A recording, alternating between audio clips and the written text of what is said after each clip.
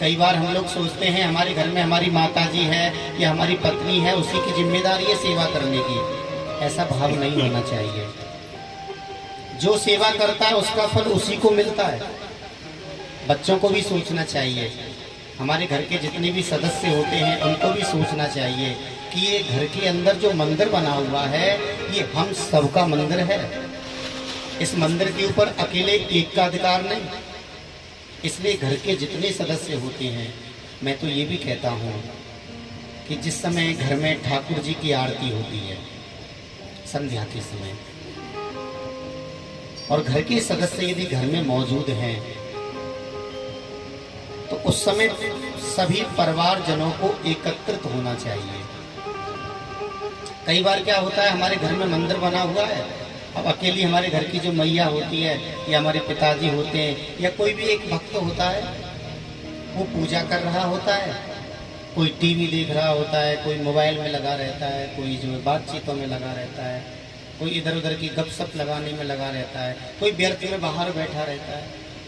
तो आज की कथा से ये शिक्षा लो, आपके घर में यदि आरती हो रही है और घर का यदि कोई भी सदस्य आरती कर रहा है और आप फ्री बैठे हुए हैं, आप यदि किसी जिम्मेदारी में लगे हुए हैं तो वो एक अलग विषय गया।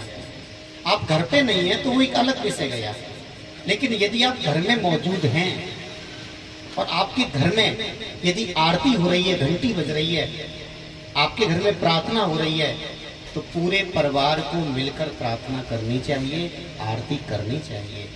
मैं नवयुवक मंडलों से भी कहता हूँ, बच्चों से भी कहता हूँ कि घर में जब हमारे मम्मी पापा पूजा करते हैं उस समय पूजा में हमको भी बैठना चाहिए, हमको भी उनकी आराधना करनी चाहिए। क्योंकि ऐसा नहीं है कि घर का एक सदस्य पूजा करे तो सबको फल मिल जाएगा।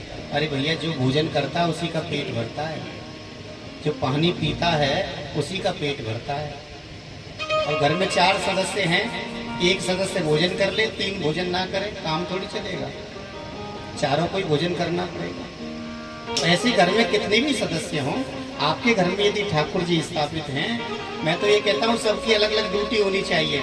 एक दिन वो पूजा करेगा, दूसरे दिन वो करेगा, तीसरे दिन वो करेगा। ऐसी जिम्मेदारी होनी चाहिए, ऐसा लगाव होना चाहिए, ऐसा परमात्मा से प्रेम होना चाहिए।